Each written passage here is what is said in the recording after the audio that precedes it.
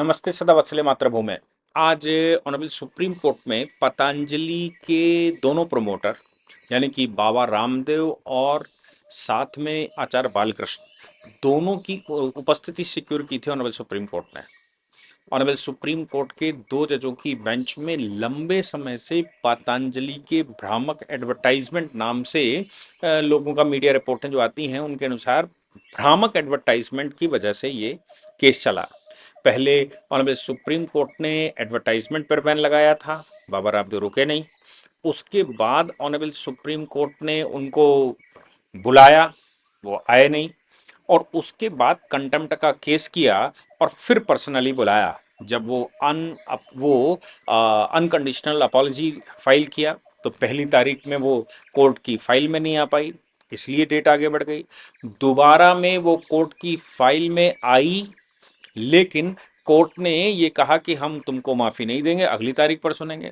और आज फिर उनकी पर्सनल अपीयरेंस को सिक्योर किया गया था और मजे की बात यह है कि आज भी उसको कंसीडर नहीं किया गया। ऑनरेबल सुप्रीम कोर्ट के दोनों जजेस ने पर्सनली बाबा रामदेव और आचार्य बालकृष्ण से इंटरेक्ट किया वकील के होने के बावजूद। वकील ने जब अपॉलजी कहा कोर्ट के सामने कि हम अपॉलजी कर रहे हैं, तो उन्होंने कहा, कोर्ट ने उस पर कहा कि हम दोनों से बात करना चाहते हैं पर्सनली, आपके होते हुए भी उनसे बात करेंगे। और अभी ये मत मान लीजिएगा कि हम ये जो वार्ता कर रहे हैं इसका मतलब ये है कि हम आपको माफ करे दे रहे हैं। हम कंसीडर कर सकते हैं, हमने आपका एफिडेविट पढ़ा है और आपका एफिडेविट पढ़ने के बाद अब हम उसको विचार करेंगे। लेकिन ऑनरेबल सुप्रीम कोर्ट ने साथ में बाबा से और उनसे बात करी आचार्य बालकृष्ण से। क्या कहते हैं कोर्ट? ऑनरेबल जस्टिस कोहली ने कहा, हमने आपका स्टेटमेंट पढ़ा है, हिंदी में बात करी उन्होंने और कहा हमने आपका स्टेटमेंट पढ़ा है, आप क्या कहना चाहेंगे, कुछ कह सकते हैं? इस बात पर बाबा रामदेव ने जवाब दिया, परम आदरणीय जज साहेब महोदया, महिला हैं, सम्मान है, अनकंडीशनली हमने जो भी हमसे हुई भूल हुई, हमने उसकी अपॉलजी किया है आपकी अदालत में। Whenever we have done we have apologise, जब भी हमने जो कुछ भी किया है हमने अपोलोजाइज कर दिया है। इतने में ऑनरेबल जस्टिस अमानुल्लाह ने फिर से कहा, कानून सबके लिए एक है। तो बाबा रामदेव ने कहा, आगे से इसके प्रति जागरूक रहूंगा। कार्य के उत्साह में, जो बाबा रामदेव अभी भी कह रहे हैं, कार्य के उत्साह में ऐसा हो गया, आगे से नहीं होगा। ये जब ऑनरेबल कोर्ट के सामने बाबा रामदेव ने कहा, तो फिर जो हॉट टॉक हुई उसके बारे में समझते हैं। कोर्ट ने फिर कहा कहा मतलब कोर्ट के सामने जब बात हुई तो कोर्ट ने फिर कहा, बीमारियों के लिए दवाइयों को पब्लिसाइज परमिट नहीं है, ना फार्मेसी में, ना डॉक्टर को, और किसी को शक्ति नहीं कि वो दवा की पब्लिसिटी कर सके। आज तक इस वाली बीमारियों के लिए, जो जिस बीमारियों का आप कह रहे हैं, के लिए किसी ने भी एडवर्टाइज नहीं की। बिल्कुल गैर जिम्मेदारा वाली हरकत है। देश के हर नागरिक के लिए नियम हैं। आपने ही योगा पॉपुलराइज करके ये बातें कही हैं। आगे जब और थोड़ी बात हुई तो फिर आचार्य बालकृष्ण से पूछा गया। आचार्य बालकृष्ण से कोर्ट ने पूछा तो उन्होंने कहा, पीछे से जो भी, अब बड़ा मतलब ये जो बाबा रामदेव और आचार्य बालकृष्ण जो कह रहे हैं कोर्ट में, यानी कि वो पीछे नहीं हट रहे हैं, वो अपनी बात को जस्टिफाई कर रहे हैं जो करना चाहिए था। क्योंकि किसी के प्रति भी कंटेम्प्ट इस बात का है कि कानून कहता है कि ये बीमारियों को लाइलाज है और आप कहते हो कि इनका इलाज हमारे पास है। तो चूंकि कानून कहता है कि ये लिस्ट है, लाइलाज है, इसलिए अगर उसका इलाज है तो प्रॉपर फोरम पर क्लेम करिए, वो कानून बदलवाइए, उसके evidence based research ministry of law को दीजिए, सरकार को दीजिए, आयुष मंत्रालय को दीजिए, उसको सेटिस्फाई करिए, तब वो उसमें से वो चीजें हटाएं। लेकिन आप सीधा कानून होने के बावजूद क्लेम करते हैं तो समस्याएं आनी ही हैं। मैं कानून की एक विशेषता आपको बता दूं कि कानून की विशेषता यह है कि क्राइम की जो डेफिनेशन है, डेफिनेशन ऑफ क्राइम, जो कुछ भी क्रिमिनल लॉज ने, जो कुछ भी आपराधिक विधियों ने रोका हो और रोकने के बाद उसमें पनिशमेंट, ना रुकने पर पनिशमेंट के प्रावधान हो, तो वो क्राइम है। अब वो हो सकता है आपके लिए जस्टिफाई हो सकता है आप उसको जस्टिफाई कर सकें, हो सकता है हमारे देश में वो अवैध दूसरे देश में वैध हो सकता है दूसरे देश में अवैध हमारे देश में वैध तो क्राइम की जो डेफिनेशन है वो बहुत सिंपल है, जो कुछ भी आपराधिक विधियों ने करने से रोका हो और उसके पनिशमेंट के, उसकी सजा के प्रावधान रखे हों, ऐसा कोई भी कार्य गैर कानूनी है, ऐसा कोई भी कार्य क्राइम है। इसलिए यहां पर क्राइम तो बनता है, क्योंकि जो कुछ भी प्रोहिबिट किया गया है और कहा गया है कि पब्लिसिटी नहीं कर सकते, एडवर्टाइजमेंट नहीं कर सकते, तो फिर आप नहीं कर सकते, चाहे आप 100% सही हों।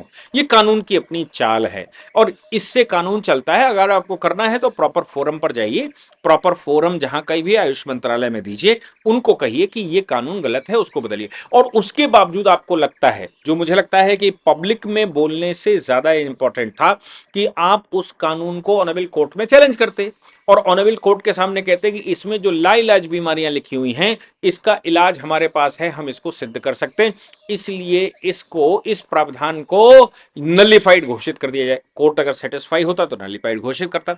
लेकिन आप कानून बना हुआ हो, कोर्ट का ऑर्डर हो और अपने आप से उसके अगेंस्ट में जाएंगे, तो फिर आप ये मान लीजिए कि ये क्राइम कहलाता है। अब आचार्य बालकृष्ण क्या कह रहे हैं, पीछे से जो भी अनुसंधान होती है वो हम करते हैं, लेकिन यह सब अज्ञानता पूर्वक हुआ है, यह गलती के प्रति हम क्षमा प्रार्थी हैं। यानी कि वो ये कह रहे हैं कि जो पीछे से अनुसंधान होते हैं वो हम करते हैं, वो अनुसंधान करने के बाद ही हम कोई बात कहते हैं, हमारे पास उसके प्रॉपर एविडेंसेस हैं, लेकिन अगर कानून ये कहता है कि ऐसा नहीं कहना चाहिए तो ये हमारी गलती है, जिसके लिए हम आपसे क्षमा मांग रहे हैं। बात बिल्कुल ठीक है। और जस्टिस अमानुल्लाह ने कहा कि पतंजलि एलोपैथ को डिग्रेड नहीं कर सकता। भाई आप कर सकते हो, अपने प्रमोशन के चक्कर में दूसरे को क्यों गिरा रहे हो? यह बहुत गलत, हिंदी में उन्होंने भी कहा, यह बहुत गलत है कि आपने एलोपैथी के ऊपर कटाक्ष किया है। बात बिल्कुल ठीक है। अब रामदेव जी ने जवाब दिया, बड़े ध्यान से सुनिएगा, वो जवाब क्या दे रहे हैं। एलोपैथी के स्यूडो साइंस कहा गया है, सुनिए, एलोपैथी को स्यूडो साइंस कहा गया है और इन दोनों ब्रांच के बीच हमेशा एक विवाद चलता गया है। यानी कि जो एलोपैथ है उसको फुल साइंस नहीं कहा गया है, उसको स्यूडो साइंस कहा गया है और विवाद हमेशा से चलता रहता है। आप इंटरनेट पर चले जाएंगे, विकिपीडिया वगैरह में भी ऐसा ही कुछ दिया, एलोपैथ अपनी बात कहता है, आयुर्वेद अपनी बात कहता है, दोनों के बीच में कुछ ना कुछ होता रहता है। इसलिए वो कह रहे हैं कि देखिए ये जो मैं कह रहा हूं, अब वही बात उन्होंने कह दी, वो बात कह दी जिसमें वो कहते हैं कि भाई ये 2000 जो डॉक्टर हैं जिन्होंने डबल वैक्सीनेशन लिया था, ये मर गए कोरोना के दौरान। यही बात आईएमए कहता है, यही बात आईएमसी कहता है। आईएमसी कहता है 2000 वॉरियर्स गए, 2000 डॉक्टरों ने शहादत दी, 2000 डॉक्टर शहीद हुए, वो ये भी वही कह रहे हैं। लेकिन बाबा रामदेव संदर्भ बदलने की वजह से पकड़े गए। संदर्भ यह है कि वो कुछ है नहीं और हमारे पास उसका इलाज है। तो जस्टिस अमानुल्लाह ने आगे कहा कि लेकिन आपका क्या है, आप अपना काम करो, आपको क्या लेने देना है कि वो सूडो साइंस है कि नहीं। यानी कि ऑनरेबल जस्टिस अमानुल्लाह ने ये नहीं कहा कि ये जो एलोपैथ है ये सूडो साइंस नहीं है। बड़ी मजेदार बहस है का, ये सूडो साइंस नहीं है, इस ये नहीं कहा कि सूडो साइंस है कि रियल साइंस है कि आर्टिफिशियल साइंस है कि साइंस है कि नहीं है। जो बाबा रामदेव ने कहा ये सूडो साइंस है, ये तो कहा गया है। दोनों ब्रांचेस के बीच में इस बात का विवाद है कि हम जड़ से खत्म करते हैं और ये छद्म खत्म करते हैं। मतलब कहने का मतलब यही कि ये जड़ से खत्म, हम जड़ से खत्म करते हैं, ये छद्म करते हैं। और ये साइंस जिसको कहोगे वो आयुर्वेद है, ये स्यूडो साइंस कहा गया है। तो ऑनरेबल जस्टिस अमानुल्लाह ने कहा लेकिन इससे तुमको क्या है, आपका क्या है, आप अपना काम करो, अपनी मेडिसिन को बढ़ाओ, आप क्यों एलोपैथ को क्रिटिसाइज करते हैं। इसके बाद मामला अगली तारीख के लिए बढ़ा दिया गया और ऑनरेबल कोर्ट ने कहा कि आपसे हमारी बात हो गई, इसका मतलब ये बिल्कुल नहीं है, ये दिमाग में मत रखिएगा कि हम आपको माफ कर रहे हैं। यहां पर अब हम विचार करेंगे कि जो आपने लिखा है अपने एफिडेविट में, जो आपने अपॉलजी फाइल की है, जो आपने बयान दिया है, इन अपॉलजी के बाद आप माफ करने योग्य हैं या नहीं है। एक बात मैं आपको याद दिला दूं कि बखिया उधेड़ने वाली बात जो ऑनरेबल कोर्ट ने कही थी कि हम उत्तराखंड सरकार की या रामदेव बाबा की या जो भी इस केस में किसी की बखिया उधेड़ने के लिए कहा था, तो उन्होंने कोर्ट में बैठकर स्टेटमेंट दिया था कि तुम लोग काम अपना नहीं करते, हम बखिया उधेड़ देंगे। इस बात को लेकर कई जजेस ने क्रिटिसाइज किया था और कहा था कि कोर्ट की मर्यादा बनी रहनी चाहिए, हमें जजमेंटों पर विश्वास करना चाहिए, हमें जजमेंट देने चाहिए, ना कि हम किसी के प्रति अनादर का भाव रखें, अनादर का स्टेटमेंट दें, किसी को छोटा बड़ा समझें। फिर बाबा रामदेव ने जो अनादर दिखाया है एलोपैथ के प्रति और कोर्ट ने जो अनादर दिखाया है बाकी के प्रति, इसमें फर्क क्या रह गया? दोनों ही एक सी ही बातें कर रहे हैं। इसलिए माननीय न्यायालय को अपनी गरिमा बरकरार रखनी चाहिए और माननीय न्यायालय को इस तरह का बयान नहीं देना चाहिए, उस पर कानून के पहलू पर रहना चाहिए। बखिया उधड़ देने जैसे बयान ये कोर्ट को शोभा नहीं देते। ये ऑनरेबल कोर्ट में ये कुछ न्यूज़पेपर्स ने छापा था, मुझे पता नहीं कि किसने कहा, मुझे पता नहीं कौन से सीजीआई ने कहा या चीफ या सुप्रीम कोर्ट के रिटायर्ड जजेस ने कहा, लेकिन ये जजेस के हवाले से कहा गया है कि कई हाई कोर्ट के जजेस और उनसे टाइम्स ऑफ इंडिया या किसी न्यूज़पेपर ने बात करी व्यक्तिगत, और वो बात में उन्होंने कहा कि न्यायालय को अपनी गरिमा बरकरार रखनी चाहिए। ये कोर्ट के प्रति आया था। दूसरा, एक चिट्ठी और अभी ऑनरेबल जस्टिस प्रमोद कोहली जो रिटायर्ड जज हैं, सिक्किम हाई कोर्ट के एक्टिंग चीफ जस्टिस थे, और बाकी के जो सुप्रीम कोर्ट के रिटायर्ड जजेस हैं, उन्होंने भी एक चिट्ठी ऑनरेबल सुप्रीम कोर्ट के सीजीआई, आज के सीजीआई को लिखी और आज के सीजीआई को उन्होंने कहा कि न्यायालय की गरिमा बिगाड़ने का प्रयास चल रहा है, न्यायालय को दबाव में लेने का प्रयास चल रहा है, न्यायालय की जो प्रतिष्ठा है उसको समाप्त करने का प्रयास चल रहा है, इसलिए हम दोनों को ही सजग रहना चाहिए और इन बातों में न्यायालय को दबाव में नहीं आना चाहिए, और दूसरी, इनके चक्कर में कुछ गलत नहीं सोचना चाहिए। ये बात ऑनरेबल कोर्ट को चिट्ठी लिखकर कुछ 21 जजेस ने ऐसा कहा गया कहा। और पतंजलि वाले मामले में जो स्टेटमेंट आया उसमें भी कहा कि कोर्ट को अपनी गरिमा बरकरार रखनी चाहिए। यहां पर याद रखने की बात यह है कि बाबा रामदेव ने जो रिसर्च की, वो रिसर्च अभी क्वेश्चन पर नहीं है। वो रिसर्च, कोर्ट ने ये नहीं कहा कि ये रिसर्च ट्रू है कि फॉल्स है, सिद्ध करो।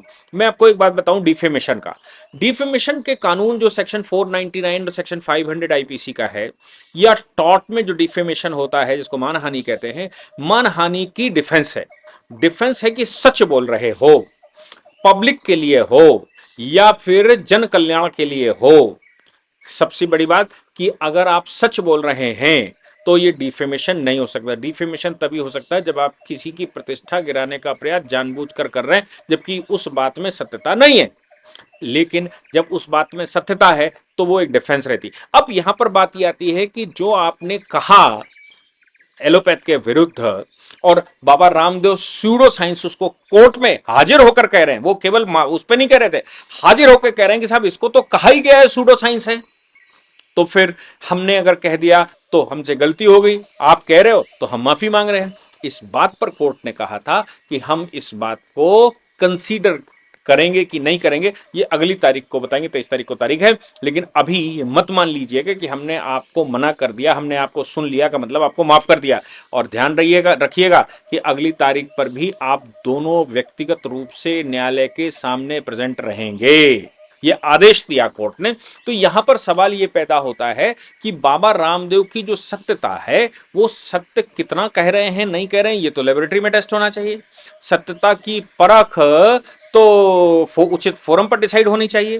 तो डिफेमेशन का जब काट अगर सत्यता है और बाबा रामदेव जो स्टेटमेंट दे रहे हैं वो सत्य है, तो कंटेम्प्ट नहीं होना चाहिए। कंटेम्प्ट तो इस बात का हुआ कि भाई हमने आदेश दिया, आपने माना नहीं, हमने आदेश सही दिया, गलत दिया, अच्छा था, खराब था, वो हमारा काम है, लेकिन आपको वो आदेश मानना था, इस बात का कंटेम्प्ट। लेकिन वो विज्ञापन भ्रामक थे, वो कानून, वो आपके एडवर्टीजमेंट सही नहीं थे, या वो एक्सपेरिमेंट आपके सही नहीं थे। जो आचार्य बालकृष्ण कह रहे हैं, हम उस पर अनुसंधान करते हैं, अनुसंधान करने के बाद जो बात आती है वो सामने निकलती है, लेकिन इसके बावजूद अगर गलती हो गई तो हम माफी मांग रहे हैं। तो अनुसंधान करते हैं, अनुसंधान के बाद जो बात निकल कर आई वो कितनी सत्य है, ये भी टेस्ट होना चाहिए। उसके बाद ही कोई निर्णय होना चाहिए। मुझे लगता है कि इस विषय पर अगली तारीख पर ऑनरेबल कोर्ट इसको सिंसियरली कंसीडर करेगा और भविष्य के लिए ऐसा ना कहें और बाद में अथॉरिटी के पास भेजना चाहिए और कहना चाहिए कि इसको चेक करिए कि जो ये कह रहे हैं उसमें कितनी सत्यता है, क्या इनके पास उसका इलाज है कि नहीं। अगर अनबायस्ड तरीके से इसकी हियरिंग हुई, और अनबायस्ड ही होती है हियरिंग, अनबायस्ड अगर हियरिंग हो रही है तो फिर अगला स्टेप ये हो सकता है। लेकिन क्या कोर्ट उस समय, कोर्ट के सामने क्या विषय रहता है, क्या मंशा रहती है, क्या आर्गुमेंट होते हैं, उस पर न्यायालय का आदेश डिपेंड करता है। तो अगली तारीख पर पता लगेगा कि वाकई में कितना सच बोल रहे थे बाबा रामदेव और कितनी सजा उनको दी जाती है। जय हिंद, जय भारत, वंदे मातरम।